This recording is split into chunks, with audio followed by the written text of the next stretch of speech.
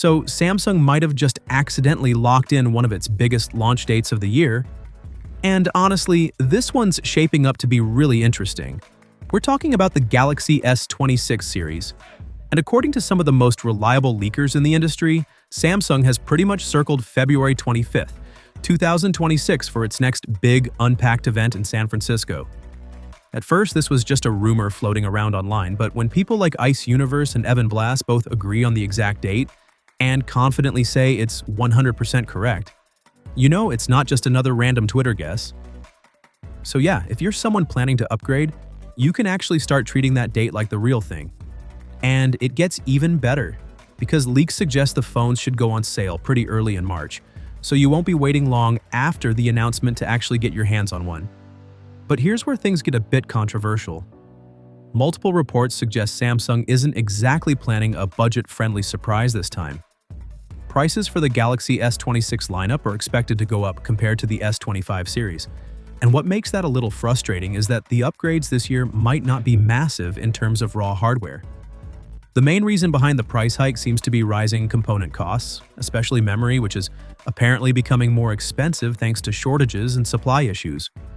What's even more interesting is how Samsung is reportedly handling this situation differently depending on where you live. In South Korea, Samsung's home market, the prices are expected to go up by around $30 to $60 across the S26, S26 Plus, and S26 Ultra. It would actually be the first big price bump there since 2023, and analysts are already predicting that more Samsung devices launching this year might follow the same trend. But then, there's the United States, where Samsung might actually keep the prices the same. Not lower, but not higher either. And the reason is pretty strategic. The US is one of Samsung's biggest battlegrounds, especially against Apple. If Apple decides not to raise prices for its next iPhones, Samsung clearly doesn't want to make things easier for them by suddenly becoming the more expensive option.